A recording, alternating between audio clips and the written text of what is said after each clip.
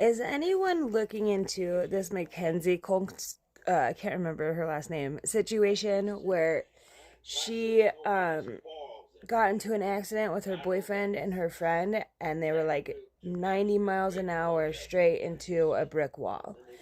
And this situation is huge because they are treating her horribly.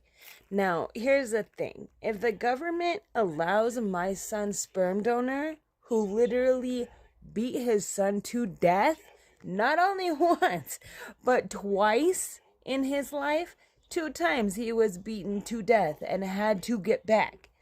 And he flatlined on me 5 times after that, my son did. So if that man only gets 5 years and you're doing this to Mackenzie for an accident, now let me tell you why I'm pretty sure and almost positive this is an accident.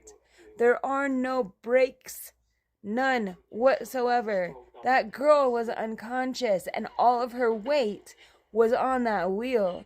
She might have been a small little girl, but the 2 gentlemen behind her, her boyfriend, the love of her life, and their roommate or their friend who was rooming with them, those 2 were trying to get her off the wheel while they're blasting at 90 miles an hour plus. And they're trying to move her body. Now, here's where it comes weird.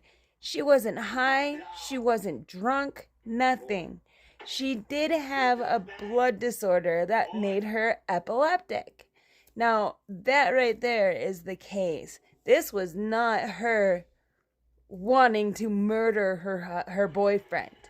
And that's what they made it to look like. She made this on purpose. They had a fight and she ran them into a wall. I don't think so. That does make no sense whatsoever. Their lawyers screwed them. There are no brake marks. That girl loved herself almost as much as she loved her boyfriend. You know what I'm saying?